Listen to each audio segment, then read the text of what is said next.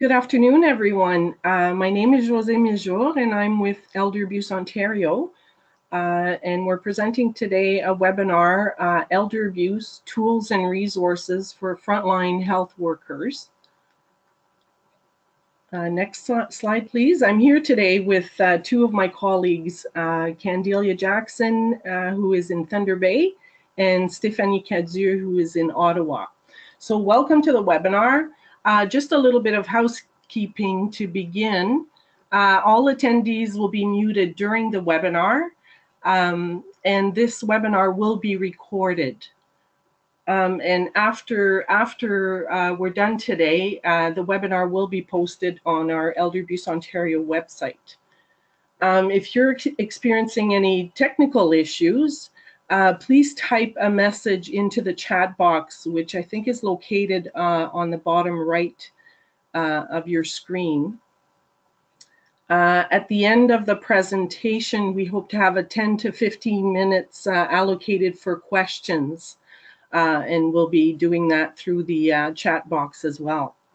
And please, once the session has ended, we ask that you fill out an evaluation form. Your feedback will guide us for future webinars, and you will receive an email link to the evaluation after this session. Also, at the end of the session, contact information for the regional consultants that are delivering the presentation today will be available. So just a little overview of today's webinar. We're going to first talk about Elder Abuse Ontario, who we are, the roles of regional consultants across the province. I'd like to talk a little bit about elder abuse networks and community response networks that exist across the province. An overview of elder abuse. Our website, we have tons of wonderful resources on our website that we'll share with you, some of the new tools, some of the tools that are already there, and how to access them. So we have tools for seniors, and we also have training tools for frontline staff. Also at the end, we will be providing provincial and regional resources and the question period, as I said earlier. So Elder Abuse Ontario. Elder Abuse Ontario is governed by a board of directors. We're a nonprofit organization. Our head office is in Toronto. That's where we have our executive director and our admin staff as well. And regional consultants are located across the province. And Elder Abuse Ontario's major funder is the Government of Ontario. So we were established in 1992, and our funding comes from the province of Ontario, and we work under the Ministry of Seniors Affairs. Our mission is to create an Ontario where all seniors are free from abuse, and we do this through awareness, education, training, collaboration, service coordination, and advocacy. And Elder Abuse Ontario oversees the implementation of Ontario's strategy to combat elder abuse. And I want to note that the information and opinions expressed here today are not necessarily those of the Government of Ontario. So the strategy to combat elder abuse comprises of 4 major priorities. The first one is coordination of services, and that's us working at strengthening communities across the province. We build partnerships, promote information sharing and support the efforts of the elder abuse networks or anybody working on elder abuse prevention initiatives. Another priority is training. We offer specialized training for frontline staff from various sectors, people who work directly with seniors, to prepare them and guide them in recognizing or responding to elder abuse. The next one is public awareness. So we're involved in numerous public awareness campaigns each year. We have different projects lined up. This year we focused a lot on the It's Not Right campaign. We do a lot of presentations to seniors groups. We do a lot of awareness through social media as well. And just recently, actually in the last 2 years, we added another priority, and it's research and evidence. So we engage in research initiatives with universities or colleges across the province, anything related to elder abuse. So the role of the regional consultants that are located, as I showed you earlier, is offering organizations customized training. We do education for their staff. Regional consultants also perform outreach activities for seniors groups and further the cause of abuse prevention at conferences and other events as well. So there's 7 of us across the province. 2 of us are bilingual. Myself, Jose in Sudbury, and Stephanie Cadieux as well, who is located in the East region. So we're the key resources to providing consultations on elder abuse cases, but we don't do case management. So we provide, the resources, the information, but we don't do actual intervention. We support over 50 elder abuse networks across the province. We strengthen partnerships between these committees and other health or social service agencies to enhance the response to elder abuse. And we develop and implement training materials, tools, and resources that you'll see shortly for elder abuse prevention and intervention. So to learn more about elder abuse networks, for those who are not familiar with them, you probably have one in your region. So if you visit our website, you can locate, where you reside and find the regional consultant or find the network closest to you in your area. So we really encourage this because a lot of the elder abuse cases, a lot of the elder abuse initiatives, there's wonderful projects going on with many of the networks across the province. So those can be found on our website. And now I think I would like to pass it to my colleague, Candelia Jackson, who is going to go over what is elder abuse. Hey, thank you, Jose. I just want to make sure, hopefully everyone can hear me. I'm often told I have a quiet voice, so if people have difficulty hearing me, just write in the chat box and ask me to speak up. So just to begin, I do want to share that I am just providing a brief overview of elder abuse. We are available to provide more extensive trainings on elder abuse. So the objective today is just to give us a brief overview of elder abuse, because I'm guessing most of you in attendance have may have a bit of background knowledge on this topic already. And then Stephanie will speak a bit more about the available tools and resources we have.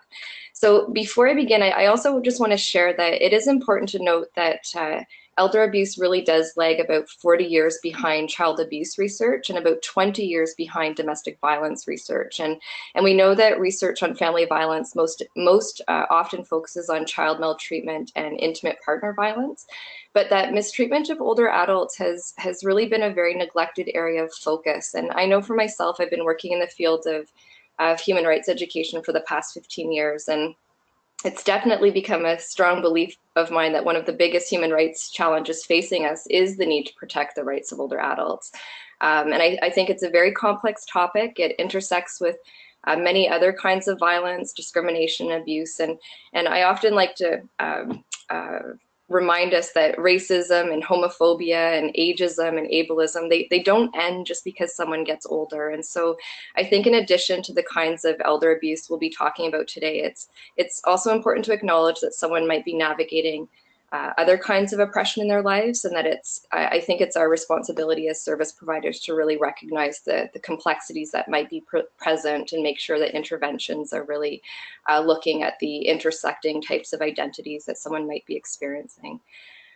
So to begin, I first wanted to define elder abuse, and Elder Abuse Ontario uses the World Health Organization definition, which defines elder abuse as a single or repeated act or lack of appropriate action occurring in any relationship where there is an expectation of trust that causes harm or distress to an older person. And one of the key words in that definition is the the relationship of trust. It's very distinct from a situation where there may be a crime that's committed. For example, if you're at a bank machine and someone comes up behind you and takes money, that's more a crime. So that we're really looking at that relationship of trust that exists between people. And so the types of elder abuse that we look at are physical, sexual, psychological, financial, neglect, spiritual, and systemic. And if we were live, I would ask everyone to make a guess around what they think is the most prevalent type of abuse, of elder abuse. And so I'm just going to ask you to quickly just of these types of abuse I just listed to make a guess around what you think the most prevalent type is. So if anyone said psychological or thought psychological, that you would be right. In 2014 and 15, the National Initiative for the Care of the Elderly, they conducted a national survey. It was a telephone survey across Canada to estimate the prevalence of five forms of elder abuse in community dwellings of people who are 55 years or older. And there was a representative sample of 8,163 older Canadians who were surveyed with questions around neglect, psychological abuse, physical abuse, sexual abuse, and financial exploitation. And what's interesting about the study is that it was the largest study of prevalence of elder abuse that's ever been conducted in the world. And some people feel it had some surprising results. One of them being that neglect was not quite as widespread in the community as people had previously thought. Sorry, I just have a quick question on the chat box. So I want to make sure it's someone who's not telling me to speak up. Oh, so people were making some guesses. They were writing in. So financial, yeah, they had, okay.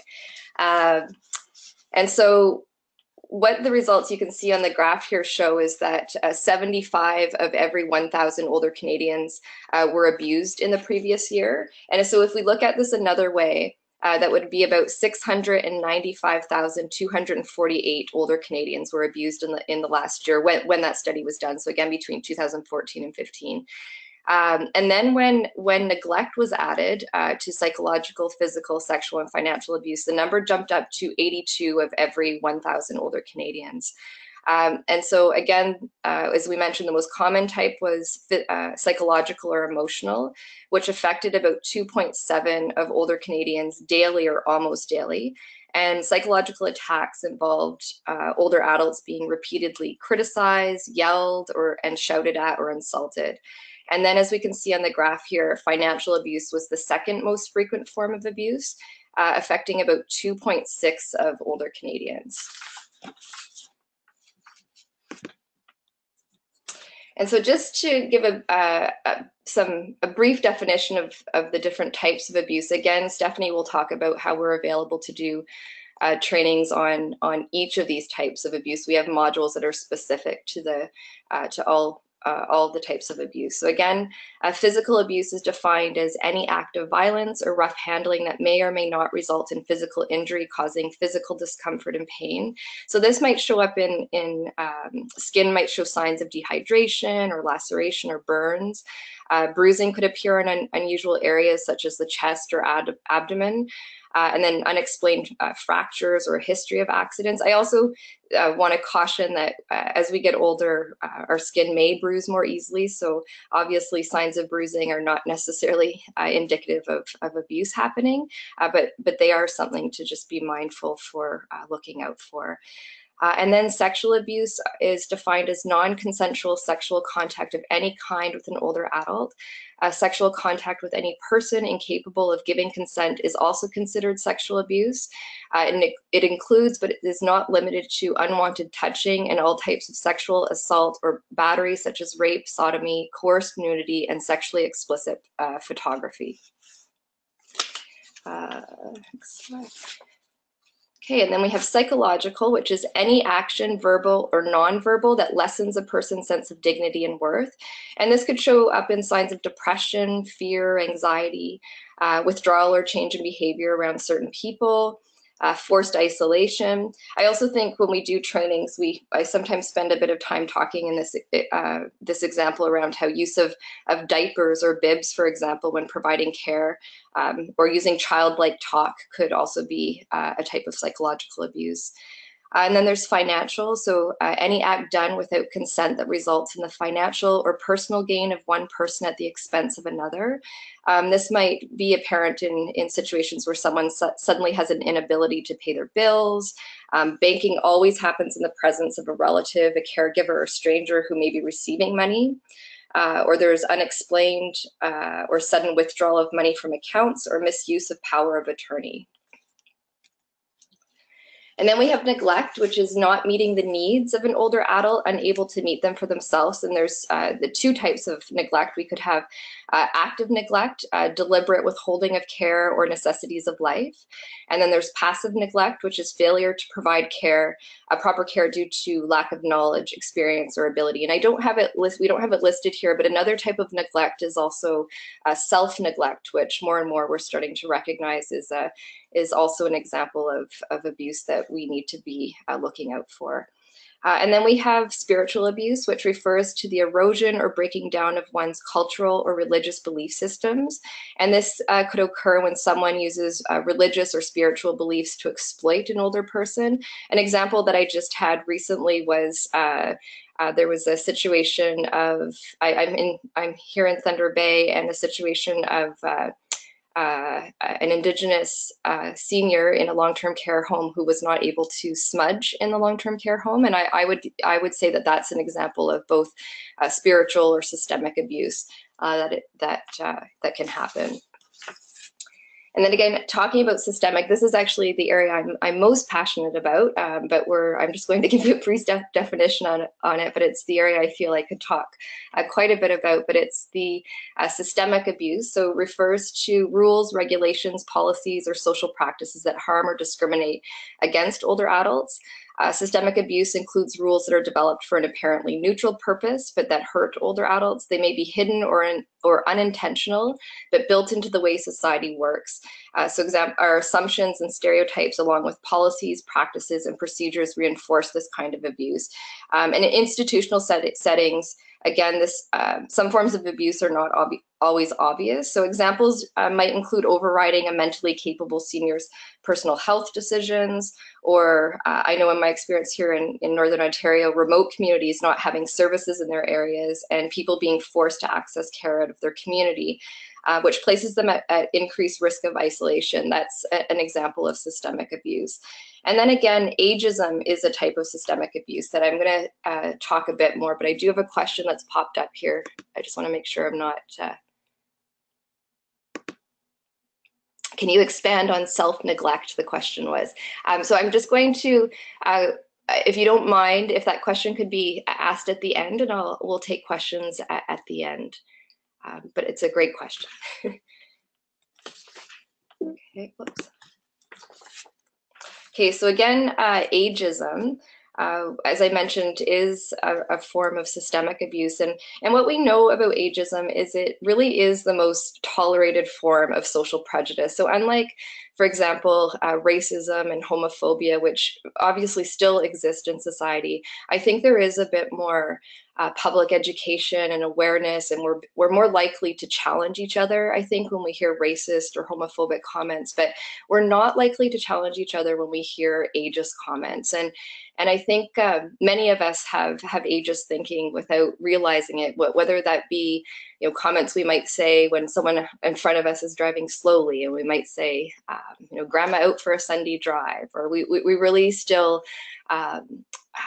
give ourselves permission in some ways to make jest or jokes about ageism. And so I think we've studied the Rivera report, which is what these stats came from, did an online survey, and they surveyed 1,500 Canadians, and these are the results that it showed, was that 6 in 10 of seniors say they've been treated unfairly or differently because of age.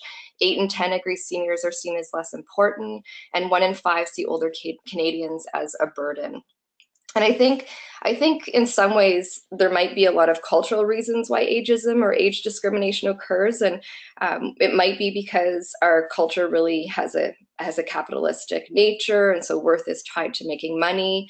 And so as older people leave the workforce, or maybe our society perceives them as having less value, and in this way, many of the important or past contributions of older adults have made to family, community, and society may go overlooked. And so I think there is a lack of accurate information, fear of aging, that feeds the harmful stereotype that leading us to believe aging is a negative experience. So who is at risk of abuse?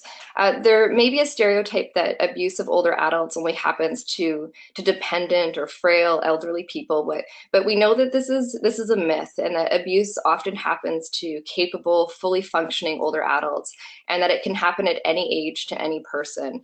And in our experience, people are often ashamed to find themselves in an abusive relationship. They might be asking questions like, how did this happen to me? How did I get here? And as most of us in the field often want to try and reassure, and I'm sure all of you due to the populations you work with, is reminding people that abuse is never the fault of the person being abused. And although there are some people that are more at risk of abuse, and we do know that that's people who may be living with depression or other mental health challenges, previous abuse as a child, youth, or adult, and this might be because as they get older, they might have normalized the abuse in their lives, or they might feel that it's not as bad as it was when they were younger or a young adult. And then being female also places us more at risk of abuse. And then I also want to just talk about how the intersection of discrimination. We also know that some people are more at risk of abuse. For example, if they're part of the LGBTQ community, they may face social discrimination due to their age, as well as their sexual orientation or gender identity. The ongoing legacy of residential schools and colonization places Indigenous people more at risk. 20% of trans seniors have been physically or sexually abused for being trans. And then women with disabilities are 4 times more likely to be sexually assaulted. So who behaves abusively towards older adults? Most often it is family members, so adult children or grandchildren. And then in long-term care retirement homes, resident-to-resident abuse is also common. And then people who behave abusively can also be other relatives or friends, paid or unpaid caregivers, landlords, financial advisors, or anyone in a position of power, authority, or trust. And what are some of the risk factors for the abuser? So someone who may be more likely to abuse is someone who is dependent for money, food, housing, or transportation. Someone who may be living with a substance abuse or addiction, someone with poor physical and or mental health, so again, depression or cognitive impairment, maybe living with prejudiced attitudes or lack of understanding of the aging process, caregiving assumed out of resignation or obligation, and likely to have a history as an abused victim. I do, before I skip to the next slide, because of some of these factors, I know when we're providing consultation, one of the things we try and emphasize is the importance of providing what I like to frame as compassionate response, because if the abuser is living with these risk factors, it does show us that they too may also be in need of support. So while these situations are not excuses for abusing, they definitely show us that someone who may be doing the abuse may also require support themselves. So not just the person who's experiencing the abuse, but the person who's doing the abusing as well may benefit from support.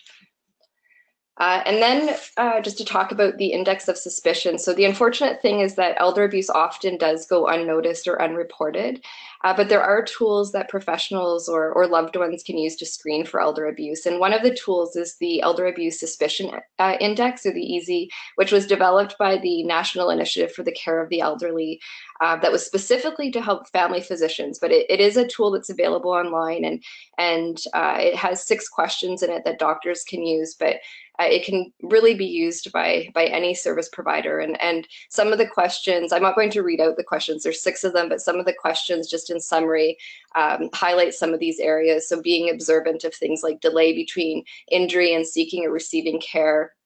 So as the patient or caregiver refuses a referral or service and you suspect elder abuse, are there repeated or similar injuries?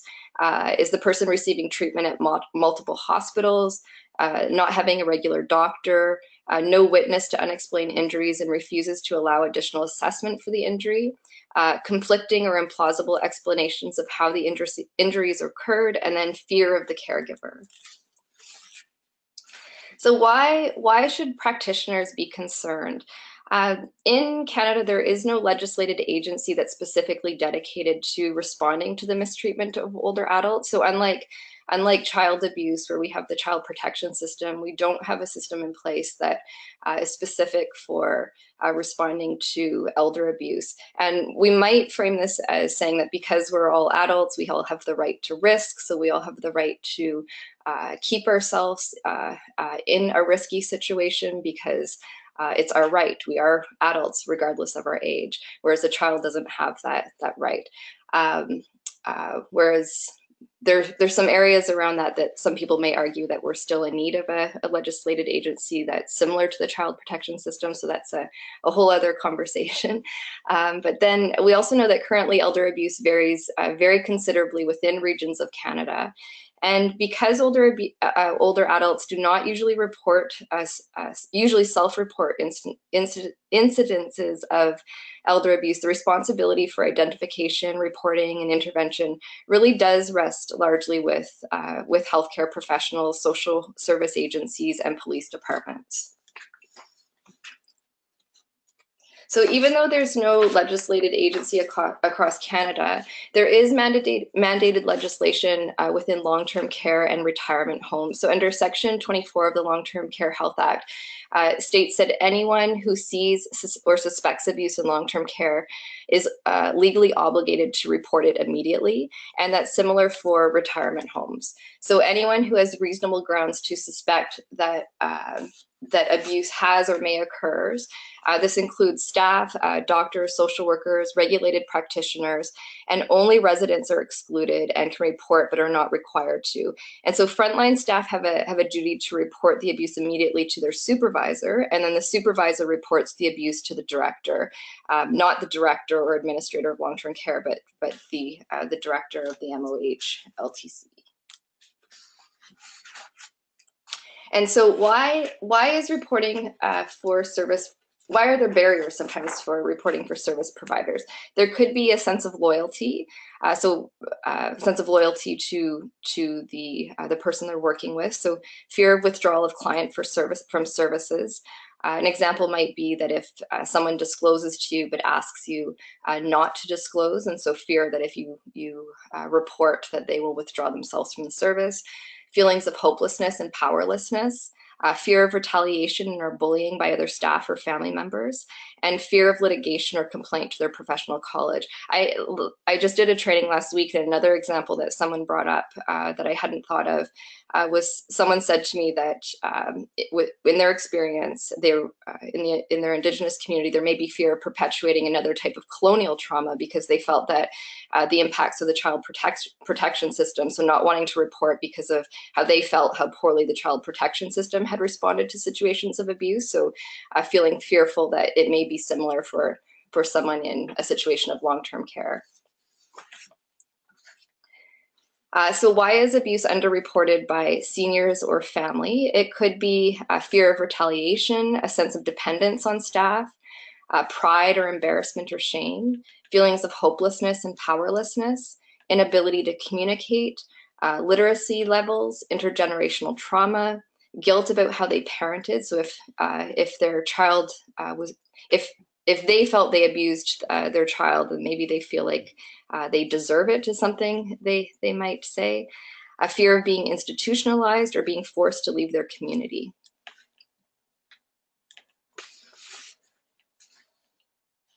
So professionals are key to identifying abuse. Frontline workers are able to identify signs and intervene.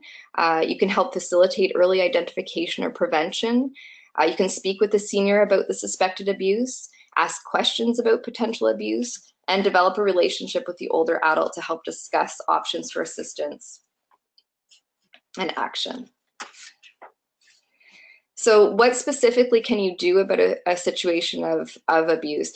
In Canada, certain forms of elder abuse are crimes under the Criminal Code of Canada. So while elder abuse is not a separate offense, some abusive actions are covered by the code. So as you can see up here in the bold, we have physical assault, sexual assault, theft, fraud, forgery, forcible confinement, and refusing to provide necessities are crimes, and these should be reported immediately to the police. So although all forms of abuse are wrong, not all actions or tactics by the perpetrator toward an older adult, such as insulting, isolating, ignoring behaviors, are necessarily recognized as a crime. But they are signs that abuse may get worse. So things that you can do are social service agencies, health professionals, public health departments, or community legal clinics can provide advice to help for the victim or survivor. A senior may need the assistance of several different people and agencies before deciding what to do.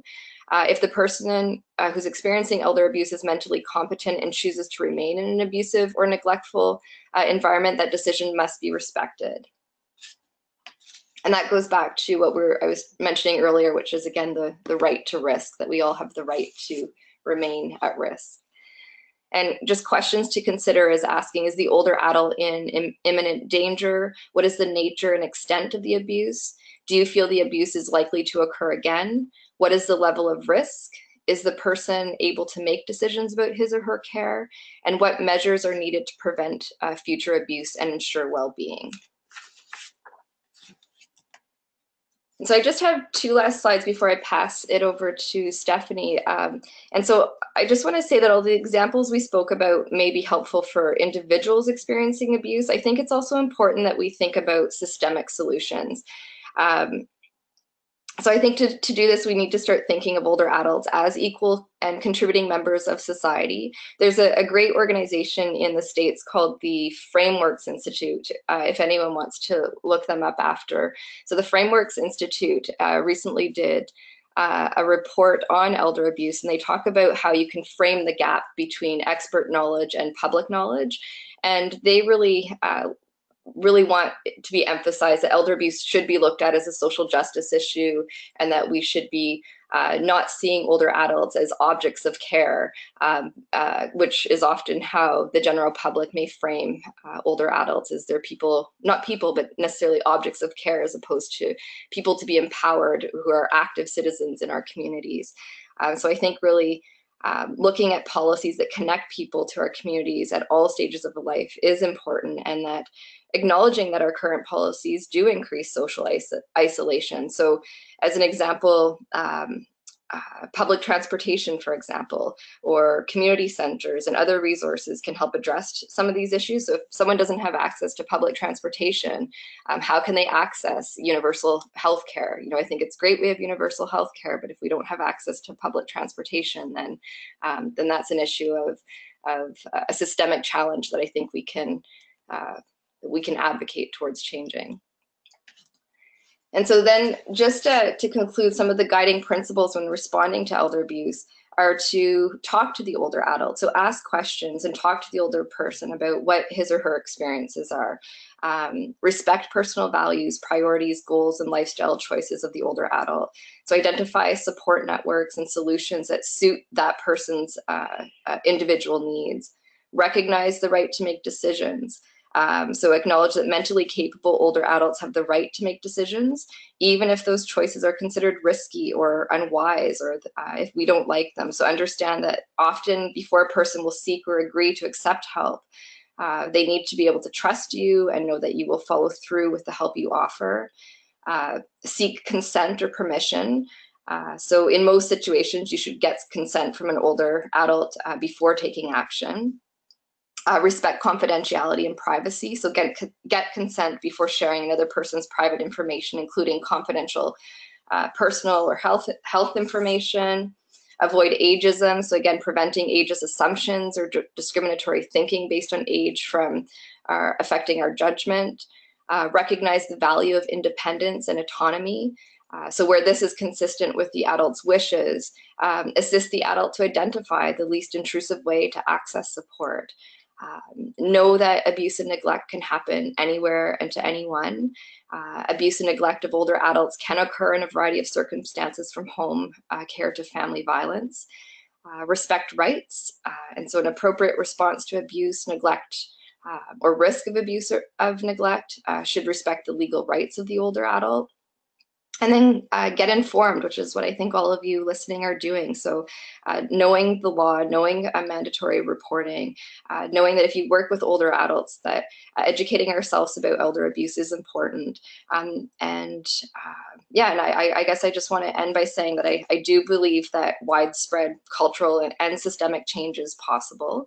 And I think it happens because of all of us who are passionate about this topic, all of you who are listening, wanting to learn more about how we can prevent elder abuse. And I think it starts with thinking of elder abuse as a social justice issue, and how we may start to reduce the impacts of trauma and social isolation, and ensure that particularly vulnerable older Canadians receive the support they need. So Stephanie, I do want to pass it over to you, and Stephanie will conclude our webinar by talking for the next 20 minutes or so about our organization's available tools and resources. That's great. Thank you very much, Candelia. And so, as she just mentioned, I'll be talking a bit more about the tools and resources that you can access. I encourage you to visit our website. Elder Abuse Ontario's website is very simple, www.elderabuseontario.com. And there's a bunch of features, tools, resources, educational materials that are available online. And the majority of them are free to download. So it's a really great resource for you to tap into, so you can have the information available on hand if ever you do encounter a situation of abuse in your line of work. So this here essentially is a condensed version of what our homepage looks like. You'll notice that the top orange bar is our menu bar. And as you look at the titles of each section, we have a directory of links to many different international, provincial, and community-based organizations as well, and information about the many different elder abuse networks that exist in Ontario. If you are not aware of an elder abuse network in your area, I do encourage you to take a look. You can consult with with us, any regional consultant that works in your region, to find out more about what kinds of events or strategies that the Elder Abuse Network in your area is employing to help improve the capacity of your community to respond to elder abuse. We also have a section called In the News. Here's where people can get some updates as to what Elder Abuse Ontario has been doing in the community. There's also new research and studies that you can tap into that have been conducted in a variety of fields related to abuse, studies on aging, family violence, bullying, and so on. There's also articles of interest that you can find here. And a really great archive of our newsletters. If you don't already receive our newsletters, you can go to our website, and there is a section at the bottom of our homepage called Subscribe to Newsletter, and you can sign up, and then you'll receive our newsletters on a regular basis. In the news section as well, there's information on provincial and federal grants, and project funding opportunities, just in case your organization is looking at working on a specific project, let's say to target senior social isolation to help reduce it, then this is a great place to look into it and find out more about the different funding sources that are available to you. About us is pretty self-explanatory. I mean, here you can find out more about EAO's history. You can browse through our staff directory, read annual reports, and find out more about the strategic direction that EAO is heading in. We update this on a yearly basis so that it reflects our current work plan for the year. The elder abuse section This is essentially where you can learn more about the various forms of abuse, some preventative measures that people can take to protect themselves from mistreatment, and the laws and legislation that are also in place to protect older adults. I think there's a big gap in understanding that there is some laws and legislation in place to protect seniors that live in facilities such as retirement homes, long-term care homes. And so we all have a duty to report the suspected or confirmed types of abuse, cases of abuse that we do see in these facilities. And I think the majority of people don't know that they do have a duty to report. So this is a great part of our website where you can find out more about the different pathways you can take based on the type of work that you do. And so you can figure out how, what the appropriate response would be in a given situation. So there's one particular subcategory of the elder abuse section that I really want people to pay particular attention to. It's called Help for Seniors.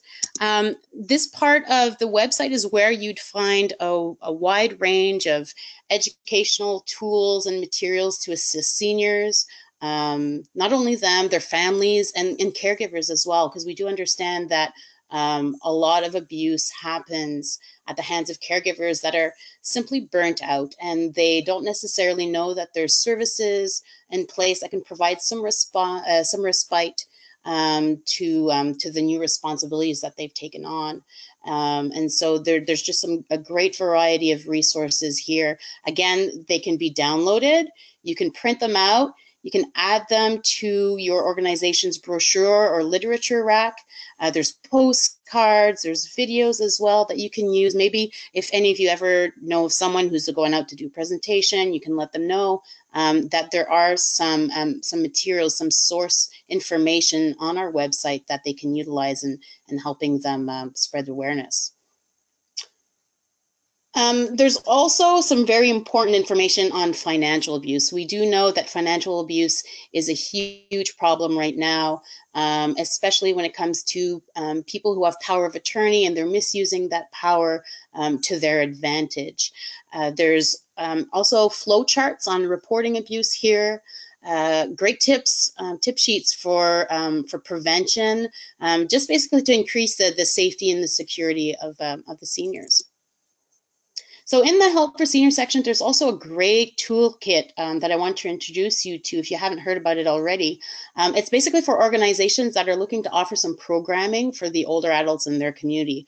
It's called the Tea and Talk program, and it really is a fantastic series of workshops that are meant to engage older adults in interactive discussions. So it's like a discussion group on a variety of issues related to aging, such as dating as an older adult, ooh, sexy topic, increasing self-esteem. We do know that as we age, a lot of people, their perception of themselves start to deteriorate. And so we think it's important to just remind them and give them some tools that will help boost up that aspect of how they perceive themselves. There's some information on caregiving as well. Anyways, essentially all these topics here, they factor in some way in elder abuse. And so we're really trying to engage people in discussion so that they're more aware of the resources that are available locally, and that they also learn some preventative measures that they can take to protect themselves from elder abuse. It really gives seniors an opportunity to educate themselves, right? And to chat about important issues. And I think it's just a really great for them to share stories. It gives an opportunity to socialize. So, and it also increases their social support network. They make some friendships there. So it's really a great program that helps reduce senior social isolation. Now, EAO also offers fantastic opportunities for professional development. We touched on this earlier, how EAO consultants can provide on-site training on a variety of topics such as financial abuse, frauds and scams, also intervention in terms of addressing issues of relating to the separate forms of abuse.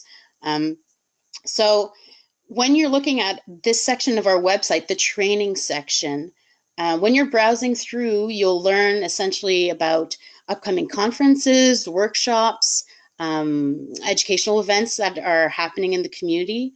And there's even a section dedicated to intervention tools, which is the one I really want you guys to tap into. There's reporting flow charts that you can use in your line of work as well in this section. So there's comprehensive modules that have been created to help you and your organization respond to cases of elder abuse. So there's one for financial abuse, there's one for neglect, emotional abuse, also abuse in LGBTQ communities, physical abuse, and sexual abuse.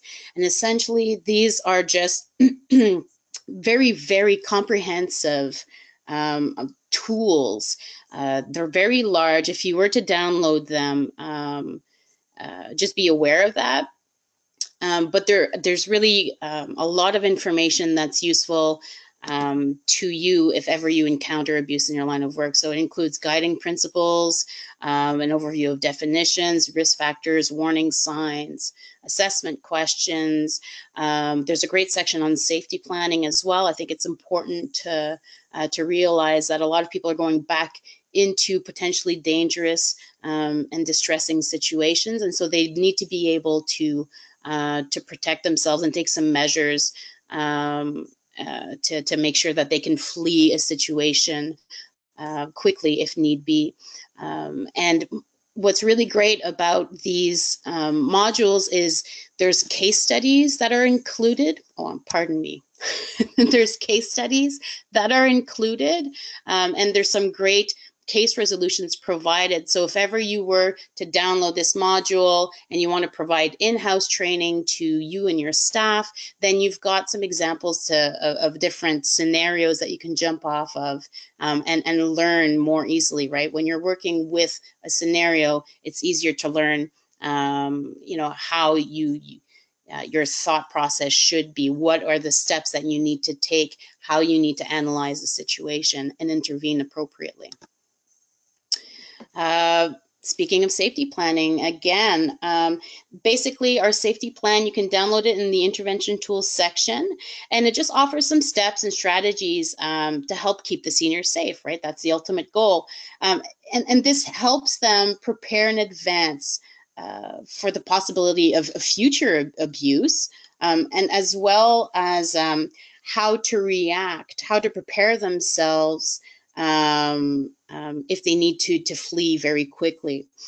And so this gives them some tips on what to do during or after a crisis situation. We offer some training on how to use the safety planning toolkit. So if ever any of you are interested in learning more, just give us a call.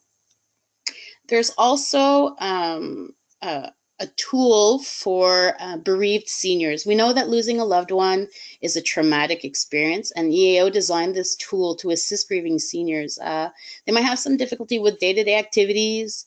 They might be feeling confused or overwhelmed by the situation. They're just uncomfortable handling all these changes that are happening, and it makes them more vulnerable to being taken advantage of by others. So this document provides them with some information on the different scams that they should be aware of, tips to protect themselves, and their finances too. So it's a really great document that in your line of work, maybe you'll encounter someone who's just lost a spouse, and so it'd be good to have this on hand to help them.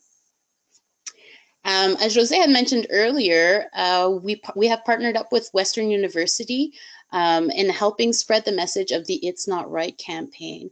Essentially, this campaign targets bystanders, so neighbors, friends, family members, who are often the first ones to see warning signs of a situation of abuse. But because we've all been conditioned to mind our own business and to not meddle in other people's affairs, people are not responding. And because we know that seniors who experience abuse are not likely the ones who are going to self-report, we want to encourage people to just be more proactive in offering support to seniors who they know for sure or suspect might be experiencing some abuse. Not asking them to solve the problems, but rather just be there and offer some support and some guidance. And when that senior is ready to take some steps towards improving their situation, then they know they have someone they can trust and they can talk to about what's going on. And so we've been offering workshops throughout Ontario on how to facilitate presentations about the It's Not Right campaign and spreading the message. And so in 2017, our main target is to reach 10,000 older adults with this message.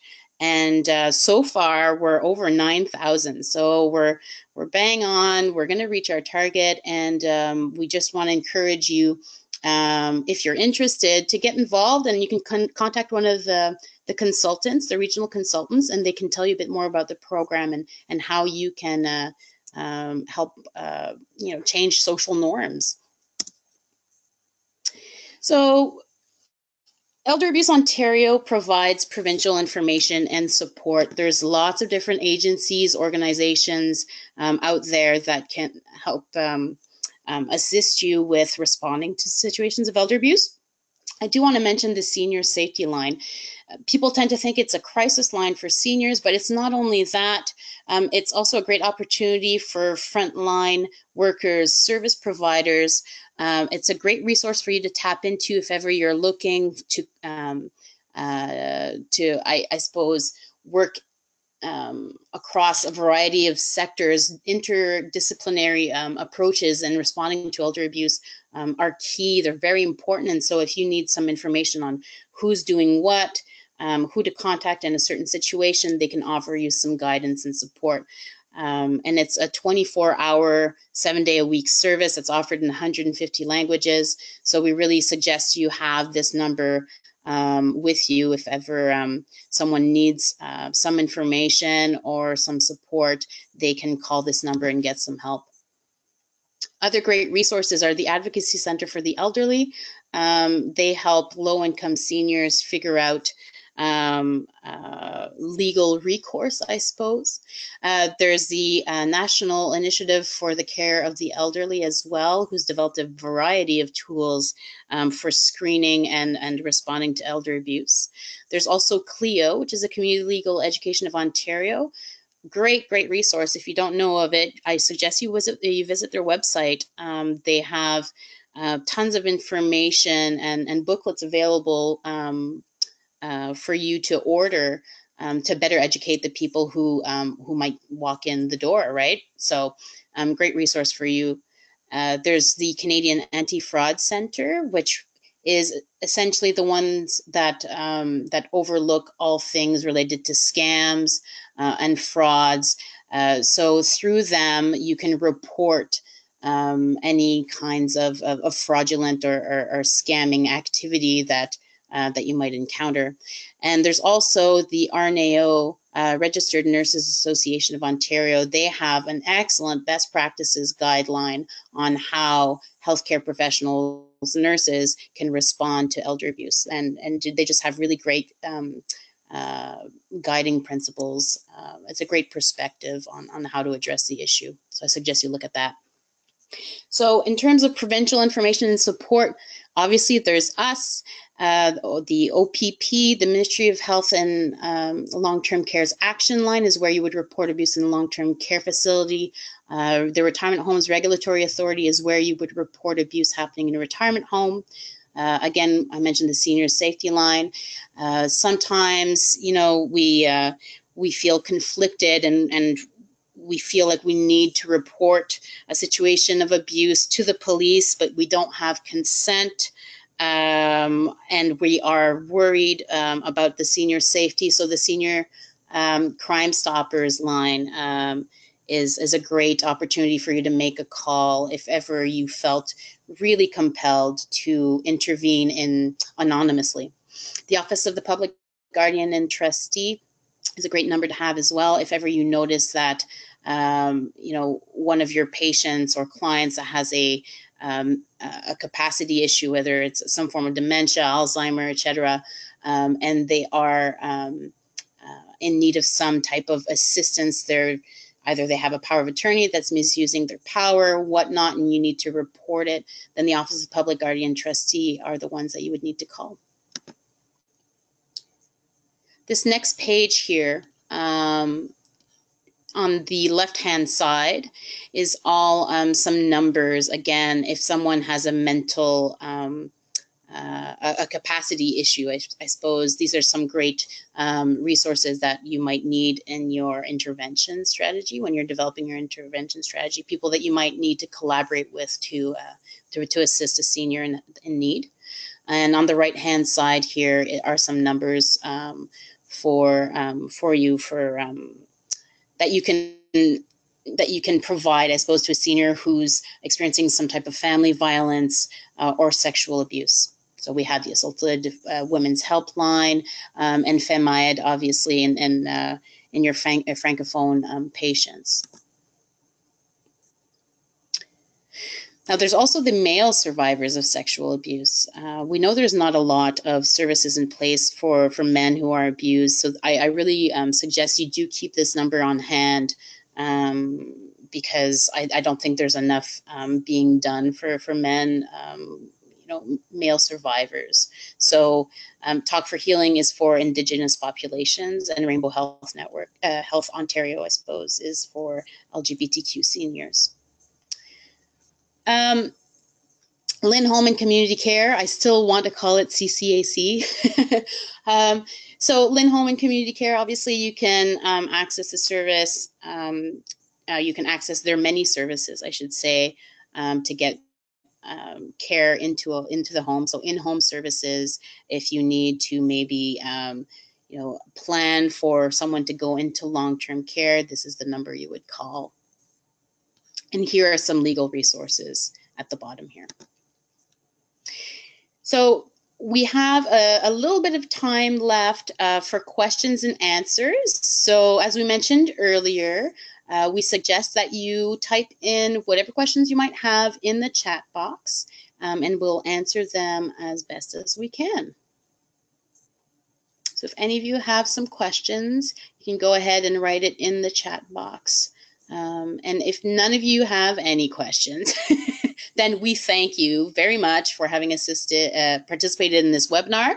And there will be an evaluation form that you'll receive. You'll get an email link, and then you just click on it and complete it when you have a moment. It would be greatly appreciated. We really need to keep track of how we are doing and whether the information we provide is helpful.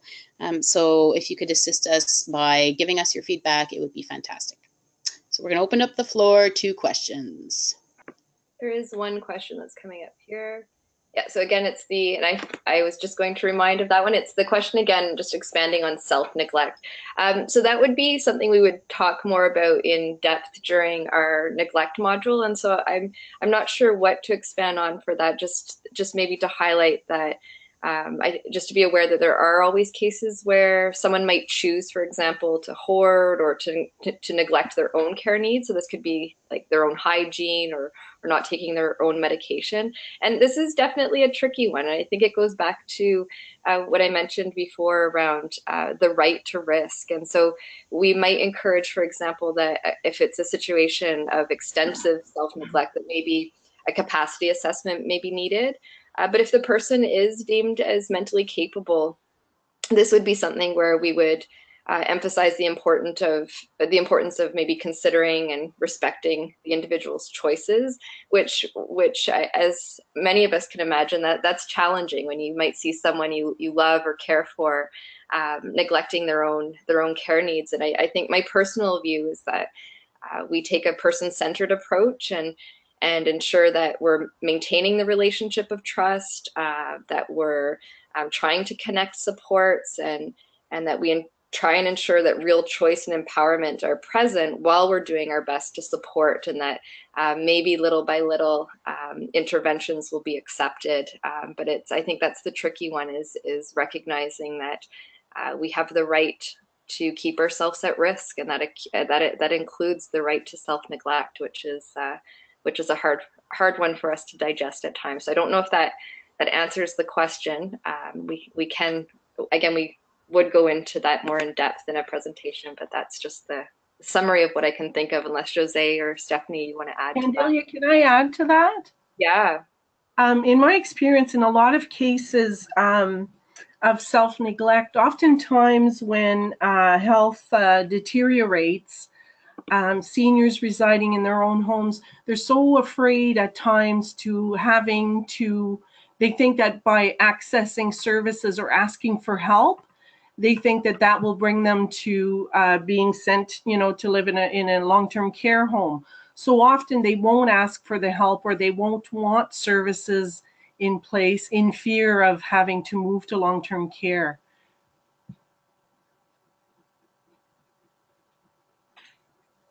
Yeah, so hopefully that answers the question. Any other questions? There are no other questions that are popping up yet, so.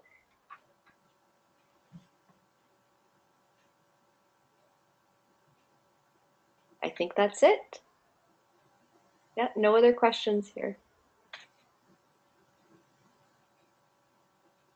Okay, so I guess we just want to thank all of you again for attending, and the webinar will be available on our website to access.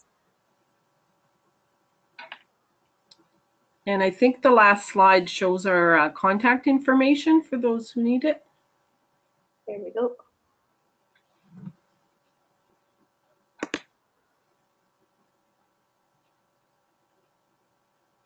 Okay.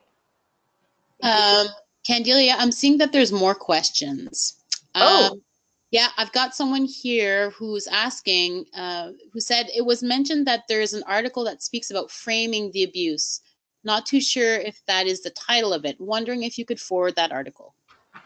Yeah, it's actually, it's a website, and it's actually called the Frameworks Institute. They do a wide variety of work on many, many topics. They don't just talk about elder abuse. They're an organization in the States that talks about anything from child abuse to mental health, and what they do is they frame, what they call it is framing the gap between expert knowledge and public opinion on certain topics. And so they've recently done some work around elder abuse, and I definitely encourage people to look up their work, and we can send that out as a link. I can send out the website as a link when I send out the PDF to all the attendees. Okay, and I also have someone here who who's expanding a bit on our discussion about self-neglect. So she says, so given your explanation, if as a caregiver you see someone self-neglecting, is the abuse allowing them to self-neglect, or is it not respecting their right to self-neglect? Can you repeat that again? Sorry. Yeah, so she says, so given your explanation, if as a caregiver you see someone self-neglecting, is the abuse allowing them to self-neglect? Is that the situation of abuse? Or is it not respecting their right to self-neglect? So what's being abusive? No, for me, the answer to that is the abuse is that it's not ignoring it is the abuse. The abuse is that they are abusing themselves. And so that's an example where I think of, for example, when I did work around gender-based violence or violence against women, is that we might encourage and try and provide support for women to leave abusive relationships, but we can't force them to. And so that's an example where a woman in that scenario has the right to keep herself in the abusive relationship. And if you don't, pull her out of the abusive relationship, that's not abuse. The abuse is that she's experiencing it, and she has the right to keep herself in it. So I would frame that as the same as self-neglect, is that the abuse is they are inflicting abuse upon themselves. So again, it's self-abuse, self-neglect. And all we can do is provide the supports to ideally intervene in the way that when they're open to services, when they're willing to, willing or able or interested, similar to what Jose said, they may not want to because of fear of being, let's say, removed from their home or put into long-term care. So similar to a situation of a woman in an abusive relationship may not want to leave because she feels that the abuse might escalate, or but recognizing that they have the right to keep themselves in the abuse. So no, my opinion is that the abuse is not intervening, it's that it's self-abuse. All right, I've got more questions. So if you have a client who is not deemed capable and is experiencing passive and active neglect by their spouse they live with, would calling Senior Crime Stoppers to report it be an appropriate avenue?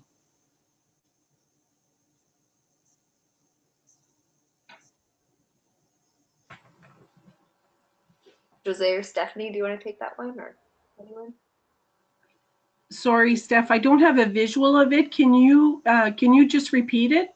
Yeah, so if you have a client who is not deemed capable and is experiencing passive and active neglect by their spouse that they live with, would calling Senior Crime Stoppers to report it be an appropriate avenue?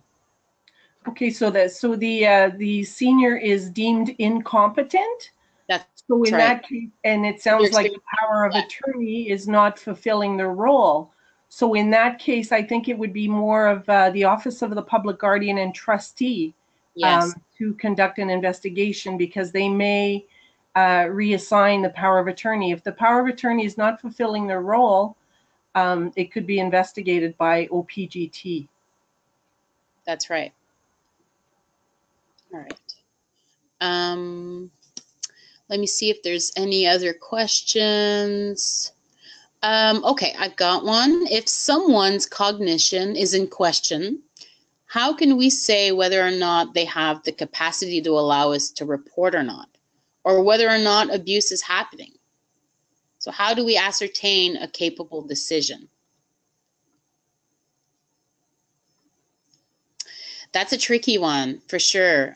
When we are not sure if a person is capable or not, then are they able to provide some consent for you to help them, right? There's no way of really knowing whether they are providing an answer based on understanding of what the consequences of following a certain intervention might lead. So for sure, it is a question of, you're just going to have to play it by ear.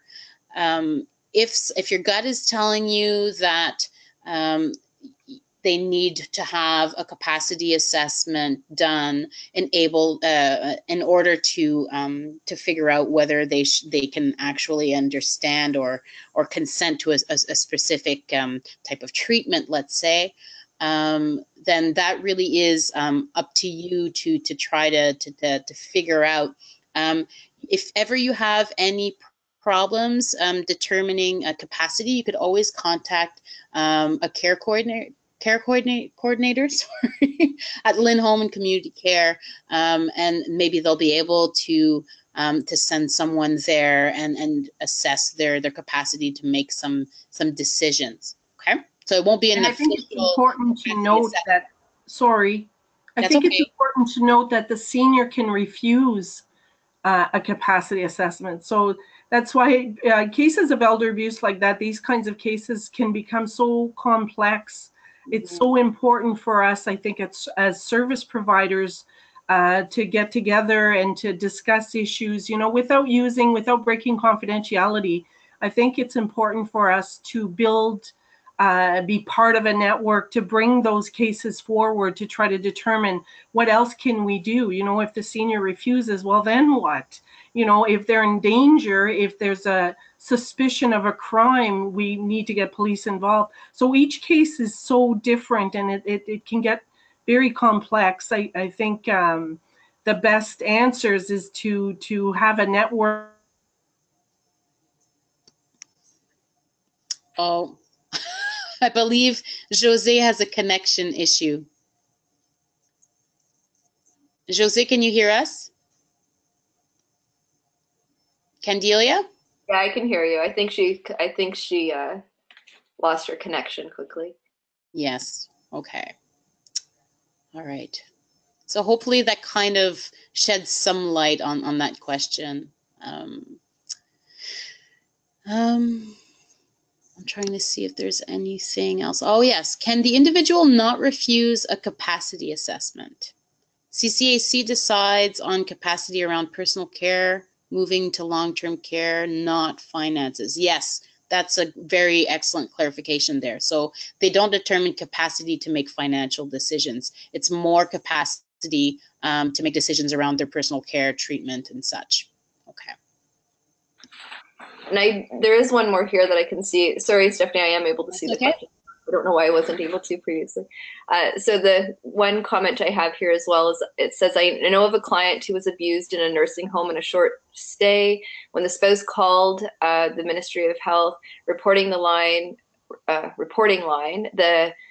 they sent an investigation, came back to inform the spouse that there was never a report at the long-term care facility, therefore nothing to investigate further. Obviously, the home did not file a report. They are aware that the client was severely affected, and they chose not to send the client to the hospital for assessment and treatment. They chose to neglect the situation due to wrongdoing. Where can the spouse go to get support? This client is now on bed rest 4 times a month due to the severity of the individuals. And it says that the spouse has proof of injury via the medical reports and hospital reports. So personally, and Stephanie, maybe you can add into this, I would think that that's an example. And as we know from the media right now, that long-term care is definitely under the spotlight for a lot of situations of abuse. And if this wasn't adequately reported, then personally, I feel like that's a situation that needs to be brought to a criminal matter. So that would be where I would say a report to, like, police investigation. Police now need to intervene if that wasn't dealt with properly. Stephanie, would you echo that? Or? Absolutely, yes. And I think also that there needs to be some clarification around who does the reporting. So if ever you saw or suspected a case of abuse in a long-term care home, it's that person who witnesses, it's their responsibility to make the report. So if, or to make sure that the report has been filed. So if you saw something and you mentioned it to the staff of the long-term care facility or the retirement home, you have to, it becomes your responsibility to see that through and make sure that the report was made. So then when you get home, you could make a call to the Ministry of Health and Long-Term Care or to the Retirement Home Regulatory Authority and see if a report was made. And if not, then you would provide the information as to what you witnessed and when, and offer them some details so that they can make a report. Okay, and when a report is made, what happens is they send an inspector to the facility. So they're going to ascertain whether the facility is in compliance or not. And they also do some interviews with the older adult that might have been experiencing some abuse, as well as any other parties that would have been involved, whether it's a staff member or they need information more on care, or a family member as well, because it's not just abuse that's happening at the hands of the staff of the facility. What also needs to be reported is abuse that's happening at the hands of family members that are visiting. Okay, so if there's some evidence of financial abuse or physical abuse or neglect that you suspect is going on, you need to report it. And if you don't report it yourself, and as part of your work's policies, you need to report to a supervisor, then it still remains your responsibility to check in with that supervisor and ask them, has a report been made yet? If not, then we should probably get on that soon. I hope that helps clarify things a bit. And it looks like there are no more questions. No, I don't see any either. Okay. Well, thank you very much for attending today's webinar. As Candilia mentioned, there will be a PDF version of today's presentation that will be made available to you, and you can also access the webinar on our website. In our search bar, just click, type in webinars, and you'll be able to access our archive. And if you have any further questions, please don't hesitate to contact myself in the East region, or Candilia or Jose, and we'll help assist you in any way that we can. So thank you very much for attending today's webinar, and take care.